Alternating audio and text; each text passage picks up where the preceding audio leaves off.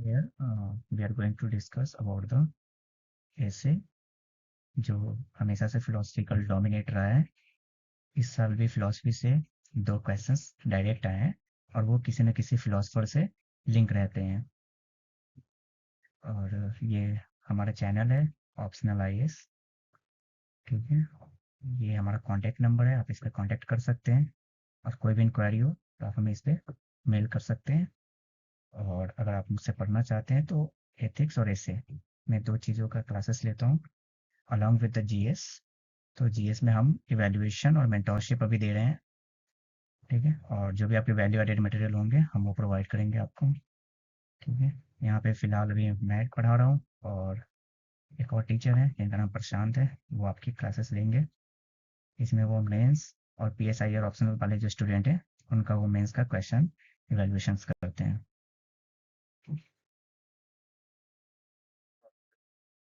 ऐसे जैसे देखो 2024 है, इसमें भी 3 क्वेश्चंस आए थे आपके, ठीक है।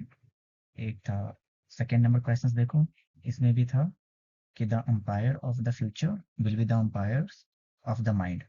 ये भी डायरेक्टली कोट कॉपी किया गया था विंस्टन चर्चिल, इन्होंने बहुत फेमस स्टेटमेंट दिया था, ठीक है। ये उनका कोट है, imagination and empire not built on territorial conquest, not fueled by armies and annexations, but rather on the boundless power of human imagination or intellectual power। अगर आप इसको चाहें तो जीएस से लिंक कर सकते हैं। और जैसे देखो जो कन्क्वेरर होते हैं वो पावर से कुछ चीज़ें कन्क्वेयर नहीं करते हैं, power origination from the mind. तो उन्होंने ये स्टेटमेंट जो दिया था उनसे ये कोट उठा के और आपका जीएस सॉरी ऐसे का क्वेश्चंस फ्रेम कर दिया गया है। फिर थर्ड देखो क्वेश्चंस था, there is a no path to happiness, happiness is the path. ये गौतम बुद्धा का कोट है। गौतम बुद्धा की जो थ्योरी है वो डायरेक्टली इसी पे बेस्ड है। उसके बाद आपका जो थर्ड था ये the daughter is the true man of science. ये देखो ये डायरेक्टली एक फिलोसफर है, रैशनलिस्ट फिलोसफर कांट। उनका एक बहुत फेमस डिक्टम था जिनका नाम था कॉगिटो एर्गो सम। एक स्टेटमेंट था उनका जिसमें उन्होंने कहा था कि I think therefore I exist. यानी कि इस फिलोसफी में डेकार्ट ने जो कोटेशन दिया था, ये पूरी की पूरी जो उनकी फिलोसफी तो रैशनलिस्ट फिलोसफी जो रीजन पे बेस्ड था, जिसमें वो साइंटिफिक और मैथमेटिकल टूल्स की बातें करते हैं। और उन्होंने यही कहा था इसमें कि जो माइंड है वो सबसे पावरफुल टूल्स है और दुनिया की हर चीज़ों पे बिलीव करने से पहले डाउट करना चाहिए, लेकिन जो डाउट करता है, ठीक है, उस पे कभी डाउट नहीं करना चाहिए। और डाउट करने के बाद ही इंसान एक सर्टेन एनालिसिस पे पहुंचता है और वो बाद में जाके rigorous science by the philosopher again. फिर 2024 के सेक्शन बी में देखिए, यहाँ पे भी एक कोटेशन डायरेक्टली जीएल मूर एक फिलोसफर था उससे आ गया था। और इस फिलोसफी में ऑकहैम रेजर्स का भी पार्ट है क्योंकि स्टेटमेंट इन्हीं का था, ठीक है। All ideas having large consequences are very simple. यानी देखो कोई भी जो आइडियाज होता है, जो फ्रेम होता है, ठीक है, वो सिंपल सिंपल स्टेजेस से मिलके बना होता है।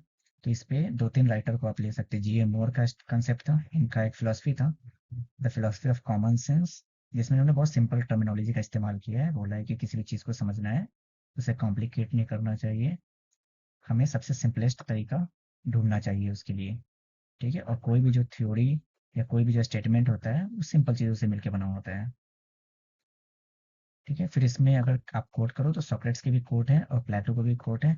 Again it is completely dominated by the philosopher. उसके बाद 2023 यहाँ भी दो आपके सेक्शन फर्स्ट में, सेक्शन ए में आपके दो टॉपिक थे। पहला, thinking is like a game, it does not begin unless there is an opposite team. Again जो मैंने आपको कहा था डेकार्ट रेशनलिस्ट फिलोसफर, ये रेशनलिस्ट फिलोसफर था ये हमेशा, ठीक है। थिंकिंग के ऊपर ही इनकी पूरी की पूरी फिलोसफी बेस्ड है। ये जो थिंकर है वो तभी सोचता है, ठीक है, जब उसके सामने कोई चीज़ें हो जिसको जिसके बारे में वो सोच सके। तो बिना सोचने वाली चीज़ों के बिना हम सोच नहीं सकते हैं। फिर जो थर्ड था ये statement, not all who wander are lost. अब देखो आप इसको डायरेक्टली बुद्धिस्ट फिलोसफी से कंपेयर कर सकते हैं, क्योंकि वो एक बुद्धा एक एज ए फिलोसफर के तौर पे देखो तो वो वांडरर थे, वो भटकते थे, वो घूमते थे और वो प्रीच करते थे लोगों को। यानी उनका ये मतलब नहीं था कि जो घूमने वाले लोग होते हैं या फिर जो हम भटकते हैं, इसका मतलब ये नहीं कि वो लॉस्ट होते हैं, वो है ना एनलाइटेड भी करते हैं पीपल्स को। तो ये भी अगेन बुद्धिस्ट फिलोसफी से डोमिनेटेड कोट है। अगर 2023 का सेक्शन बी में देखें तो यहाँ भी एक जो ये 6 नंबर, ये जो स्टेटमेंट है ये अगेन फिलोसफी है, और ये फिर अगेन रेन डेकार्ट से आया हुआ है। रेन डेकार्ट जो कि एक रेशनलिस्ट फिलोसफर था, हमेशा साइंटिफिक और मैथमेटिकल्स, इन्होंने फिलोसफी और टूल्स पे बात करी है, क्योंकि जो साइंस है जो फिलोसफी है उनको इन्होंने लिंकेज किया है साइंस से और मैथमेटिक्स से, यानी जो आपका इमेजिनेशन है और जो आपकी रियलिटी है। तो यहाँ पे भी जो ये फिलोसफिकल कोट है, mathematics is the music of reason, मैंने बताया रेशनलिस्ट फिलोसफर थे तो रीजन आ गया, और जो रीजन है वो आपके माइंड में इनकोडेड होते हैं। तो जब आप मैथ्स की कोई चीज सॉल्व करते हैं, जैसे मैं बोलूँ कि 2 + 2 = 4,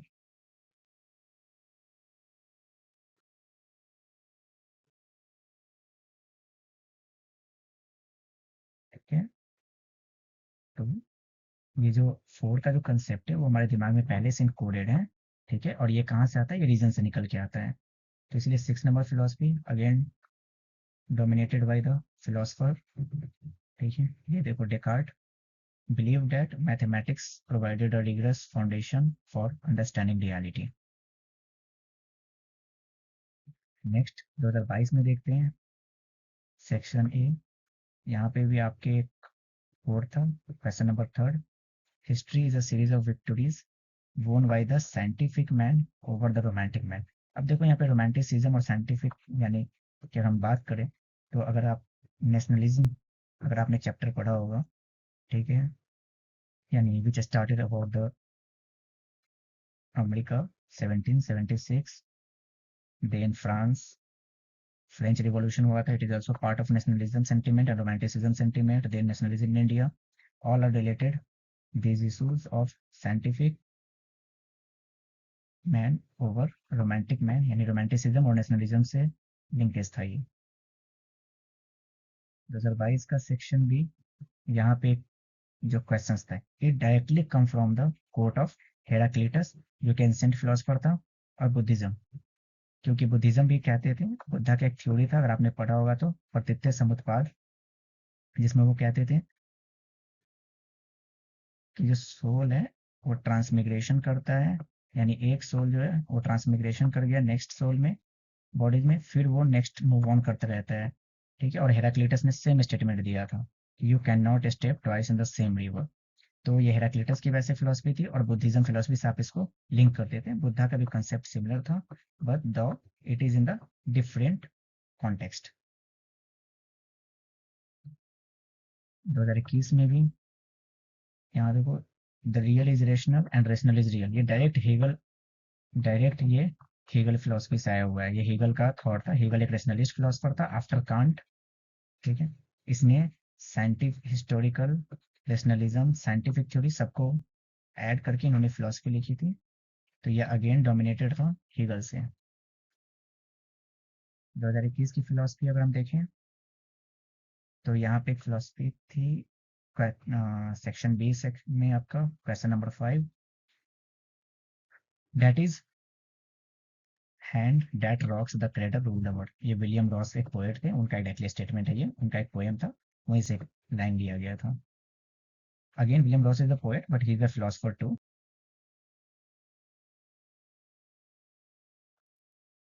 इसमें section first and the question number 4, यहाँ पे एक स्टेटमेंट है, simplicity is the ultimate sophistication.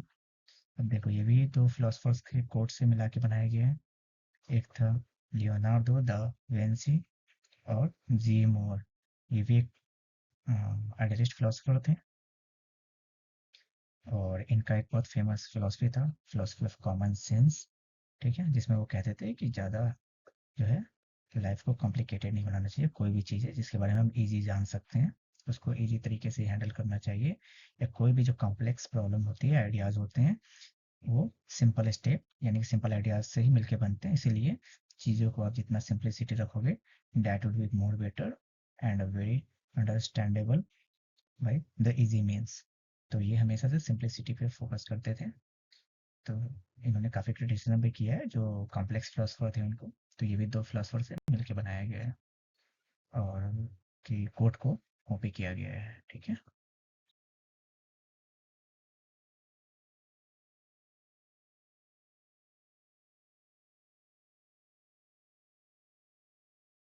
तो सर 20 यहाँ पे भी क्वेश्चंस था आपका सेक्शन बी, और यहाँ पे भी क्वेश्चन आया था क्वेश्चन नंबर 6। और क्वेश्चन है आपका there can be no social justice without economic prosperity, but economic prosperity without social justice is meaningless. अब आप अमर्त्य सेन का कैपेबिलिटी अप्रोच पढ़ेंगे, उनका ये फिलॉसफी था कैपेबिलिटी अप्रोच। ठीक है। तो वहाँ पे इन्होंने इस चीज़ों को डिटेल में डिस्कस किया है। तो again a questions from the philosophy section. और फिर हम आते हैं 2019। यहाँ पे भी आप देखो पहला question wisdom find truth direct, Plato ने भी इस पे बात करी है। उसके बाद जॉन वोल्फ गैंग है, उनकी भी फिलोसफी है। सॉक्रेट्स ने भी इस पे बात करी है, even not Plato here, Aristotle. ठीक है। उनकी भी विजडम फाइंड ट्रूथ पे फिलोसफी है। ठीक। तो ये भी आपका डोमिनेटेड है अगेन फिलोसफी से। 2019 में भी फिलोसफिकल एसेज आते थे। अब यहाँ पे जैसे देखो क्वेश्चन नंबर सेकेंड कि value are not what humanity is but what humanity ought to be. Again ये फिलोसफिकल है, लेकिन इसके बहुत सारे फिलोसफर से आपको लिंकेज मिल जाएंगे। लेकिन अगर आप एथिक्स पढ़ते हैं तो डायरेक्टली आपके एथिक्स से आप इस क्वेश्चंस को टैकल कर सकते हैं, यहाँ पे वैल्यू थ्योरी के बारे में और हाउ ह्यूमैनिटी ठीक है गवर्न थ्रू द वैल्यू और the importance of value in humanity. तो यहाँ पे मॉरल एथिकल पर्सपेक्टिव से ये क्वेश्चंस हैं। तो ये भी फिलोसफिकल पार्ट है आपका। देन 2018 पे आते हैं। ठीक है। यहाँ भी ये देखो क्वेश्चन नंबर 2 स्टेटमेंट है a good life is one inspired by love and guide by knowledge. आपको पता है विजडम, नॉलेज, है ना, लव। ठीक है। बुद्धाज फिलोसफी। ठीक है। तो बुद्धा की फिलोसफी अगर आप पढ़ेंगे तो उनसे भी आप इस क्वेश्चंस को टैकल कर सकते हैं।